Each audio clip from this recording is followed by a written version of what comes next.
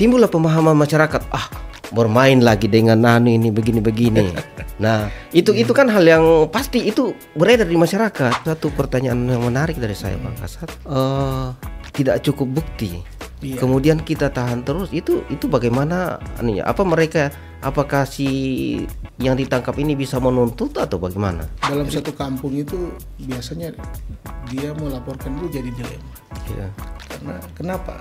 Salah satunya itu adalah hubungan tetangga, Iya. hubungan keluarga, bukan orang lain. Iya. Kalau ketika dia mau laporkan, apalagi diketahui pada si yang terlaporkan dia, masyarakat itu dia harus berani untuk melaporkan. Iya. Itu untuk wilayah Donggala ini yang ekstrim ya. Di Wilayah Donggala. wilayah Donggala, iya. Assalamualaikum warahmatullahi wabarakatuh. Selamat pagi Pak Kasat. Selamat pagi. Iya, bagaimana kabarnya? Kabar baik. Iya.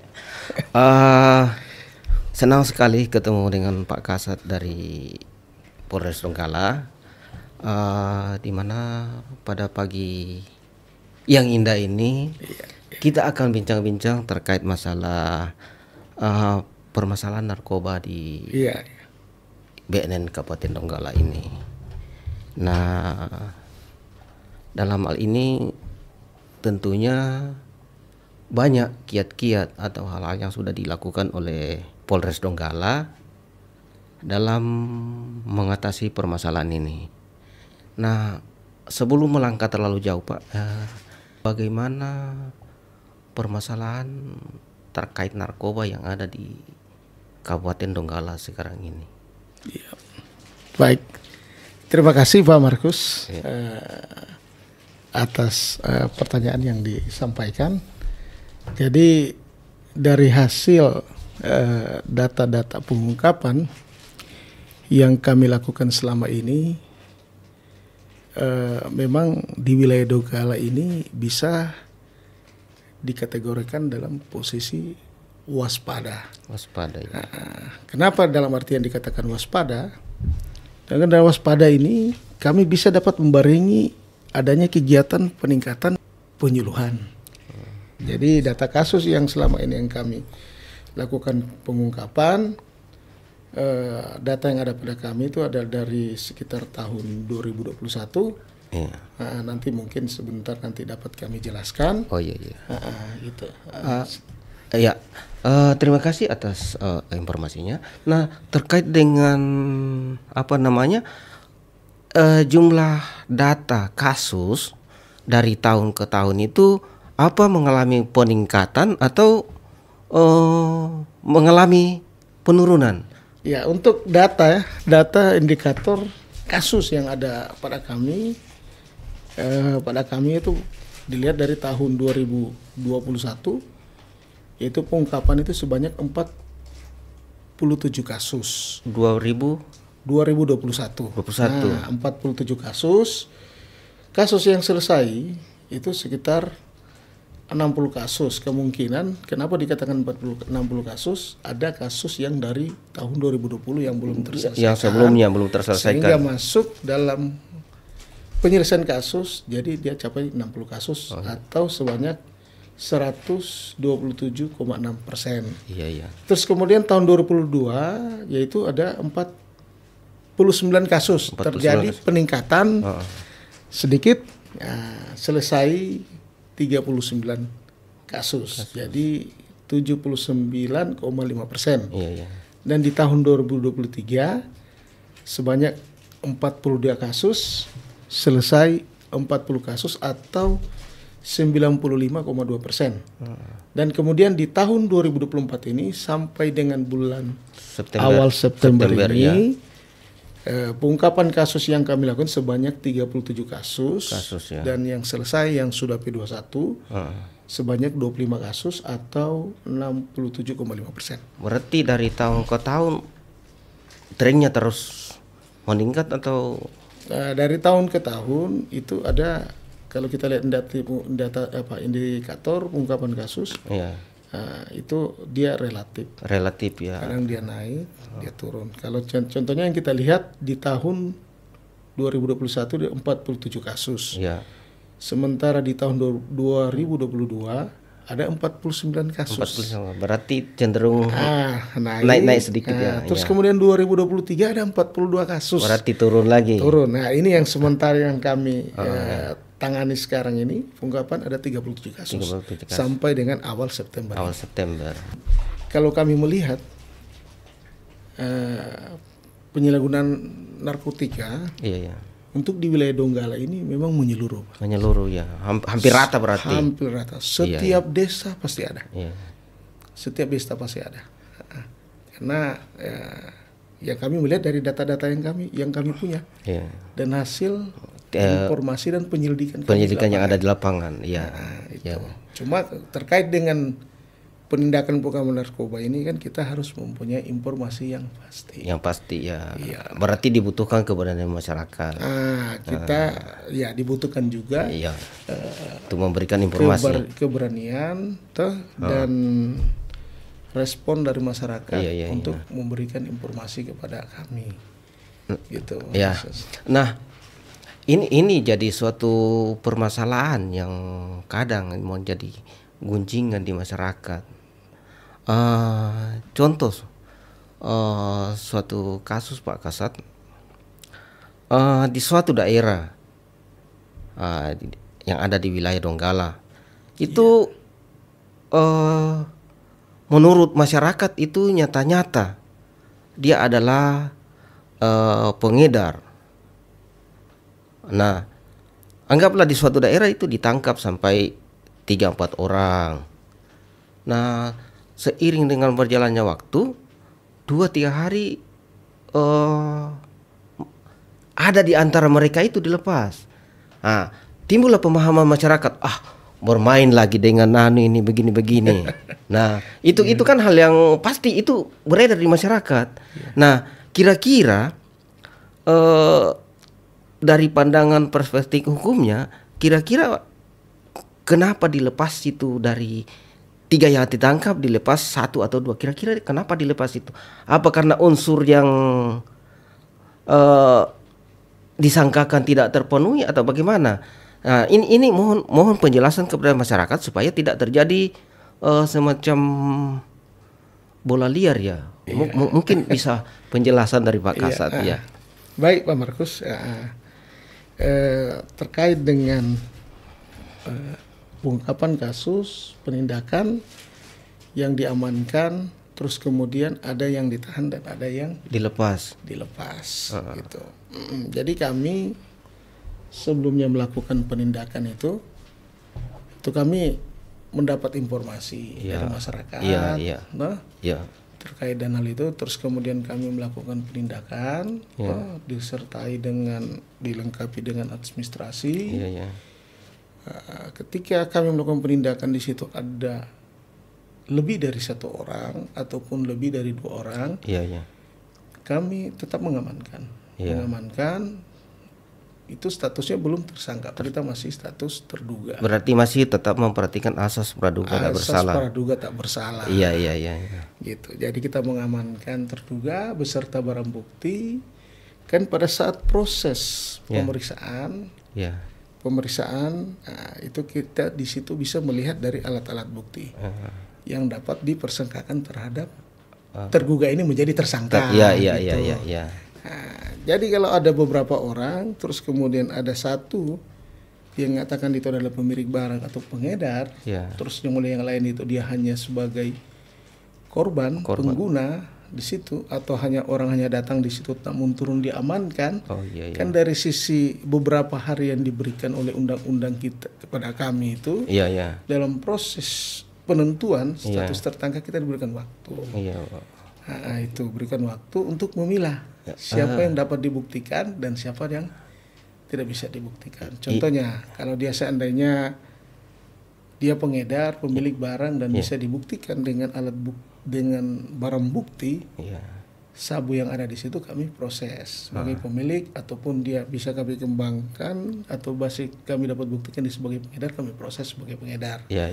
Kalaupun ada di situ dia tidak ada hubungannya, kaitannya dengan narkotika itu ya otomatis pasti kami lepaskan. Kalaupun hanya terindikasi positif sebagai penyalahguna. Sebagai penyalahguna ya kami lakukan tes urin dan setelah itu kami limpahkan ke BNN untuk dilakukan rehab ya. Rehabilitasi gitu. Oke. Nah, mungkin dalam hal ini terkait dengan penyalahguna tadi otomatis kan disangkakan ke pasal 127 ya. Pengguna. Berarti memang harus bekerja sama dengan pihak BNN dalam melakukan asesmennya apa? Kita lakukan hati-hati apa? Itu kita lakukan asesmen di BNN kan ada dua. Satu itu asesmen hukum dengan terus kemudian kedua itu asesmen medis yang kita mintakan dari Polres ke BNN. Iya. Apakah seseorang ini ketika dilakukan pemeriksaan layak untuk dilakukan asesmen TAT, atau asesmen hukum, dan dengan keterkaitannya dia dengan tersangka lain atau dengan barang bukti yang ada, kan kita bisa dapat melihat dari hasil pemeriksaan yang ada. Oh, berarti untuk pengembangan kasus atau apa bagaimana itu? Untuk pengembangan kasus kan kita kan tetap minta keterangan. Kalau untuk statusnya dia, apakah dia sebagai pengedar ataupun sebagai pengguna, kan dalam rangka proses pemeriksaan itu nanti bisa dilihat, bisa dibuktikan di situ. Kalau dia tidak ada kaitannya, tidak ada hubungannya dengan narkotika itu, bisa kami limpahkan ke BNN kalau dia terindikasi positif. Oh ya, berarti yang intinya Pak Kasat bahwa ketika ditangkap 2 atau 3 orang kemudian salah satunya dilepas, berarti dia hanya adalah sebagai penyalahguna atau tidak cukup bukti ya untuk mentersangkakan.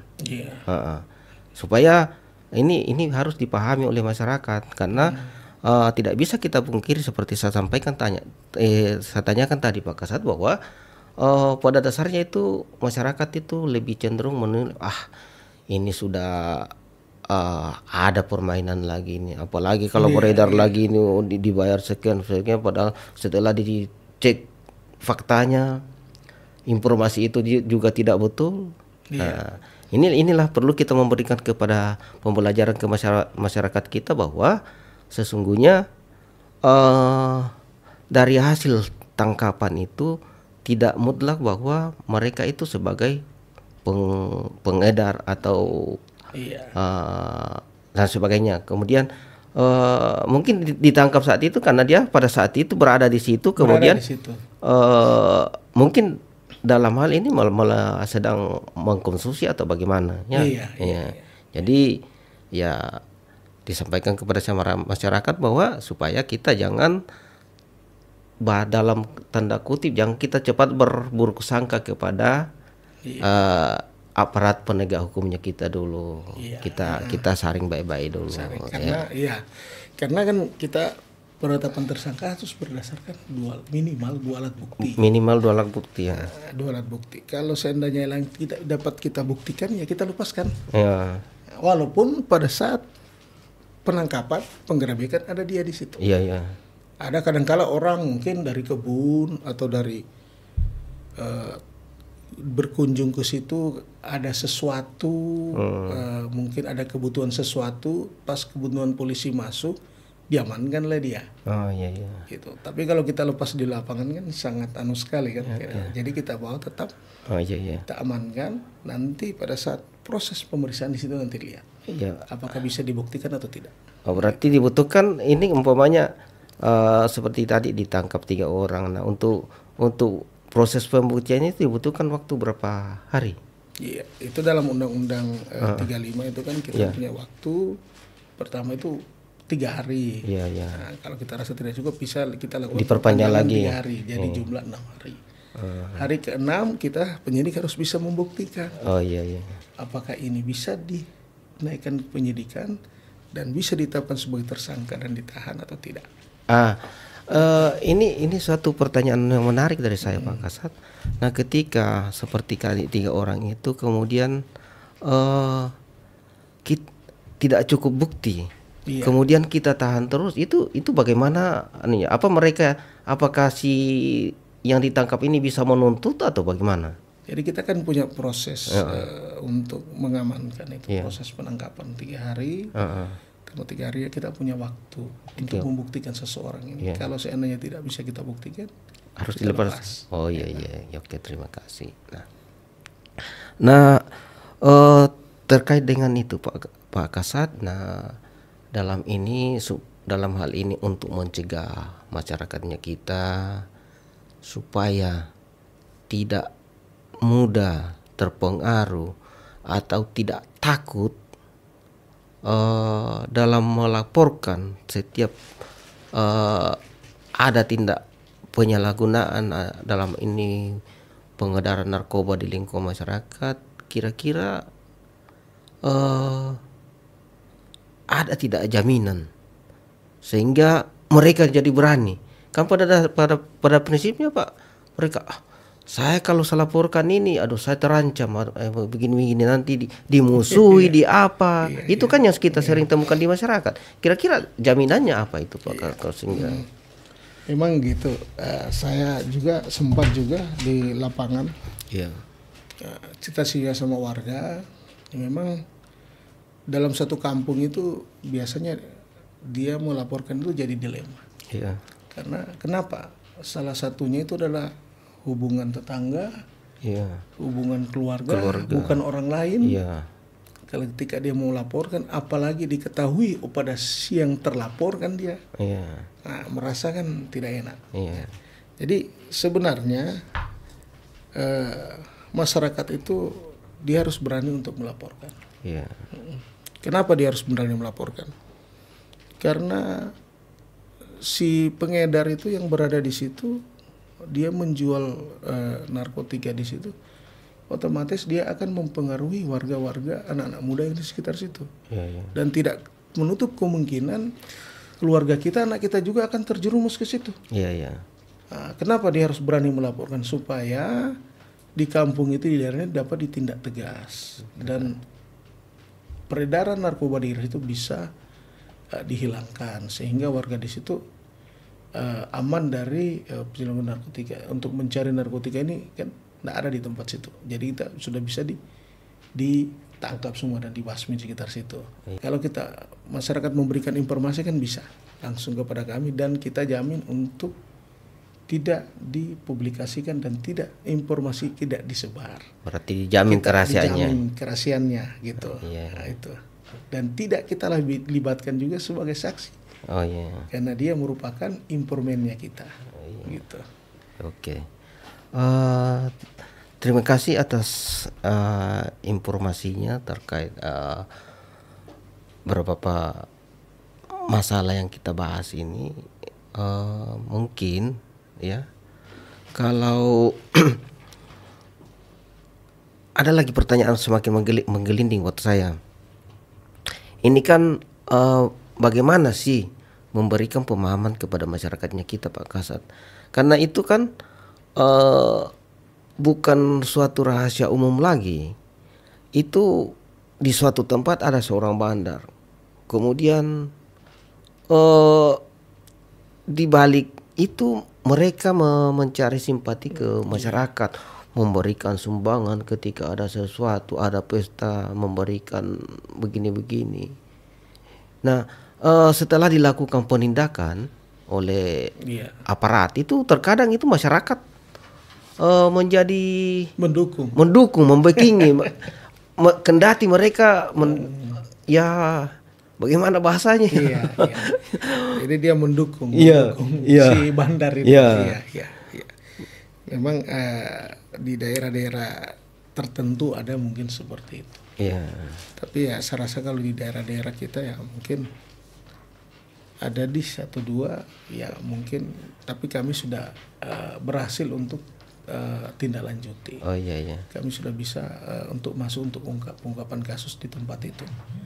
Nah, contohnya kemarin yang kami masuki itu kalau untuk di Wilayah Donggala ini yang ekstrim ya. Di wilayah Donggala. Wilayah Donggala, ya. Itu di Surumana juga kalau untuk daerah sana, daerah anu. Ah. Nah, itu karena kenapa di situ hanya informasi yang kamu dapatkan ya seperti yang disampaikan Pak Markus, artinya bukan anaknya. Di situ di wilayah itu tidak semua Pak Markus Tidak semua yang mendukung. Ada pro kontra. pro kontra ya. Ada sebagian kecil yang direkrut atau yang digalang sama si bandar ini. Iya. Tapi sebagian besar masyarakat, tokoh masyarakat, tokoh adat itu tidak setuju. Berarti dalam hal ini supaya mereka tidak dibekingi oleh masyarakat, berarti kita harus melakukan pendekatan kepada tokoh-tokoh masyarakat yang ada di sekitarnya, tokoh agama. Iya.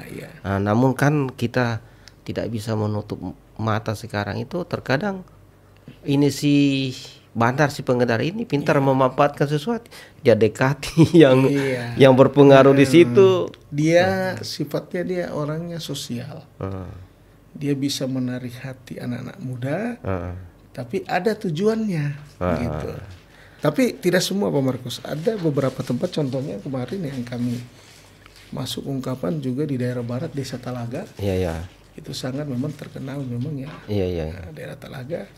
Dan sebelum kami sudah dapat informasi di situ hanya sebagian kecil yang pro. Sebagian besar mereka menolak. Oh iya. Izin Pak Kasat, berarti ini menjadi pekerjaan berat ya. Kalau saya bilang pekerjaan berat buat Polres Donggala dalam hal ini bagian narkoba dengan BNN dalam memberikan pemahaman kepada masyarakat supaya tidak membeking mendukung. Iya. Dan perlu kita untuk memberikan kesadaran kepada masyarakat bahwa itu hanyalah kalau dibilang kenikmatan sesaat. Artinya kita diberikan upeti, tapi tanpa kita sadari bahwa anak-anaknya kita terancam. Jadi memang kita sangat dibutuhkan untuk memberikan pemahaman terhadap masyarakat. Iya. Itu yang perlu. Kita memberikan pemahaman melalui penyuluhan sampai ke tingkat-tingkat desa. Iya. Gitu. Oke. Mungkin sampai di sini pertemuan kita pada pagi menjelang siang hari ini. Mungkin masih ada yang kurang jelas, tapi mungkin nanti kita akan kembangkan nanti di pertemuan-pertemuan berikutnya. Iya. Sekian dan terima kasih. Assalamualaikum warahmatullahi wabarakatuh. Waalaikumsalam. Selamat pagi. Selamat pagi menjelang siang.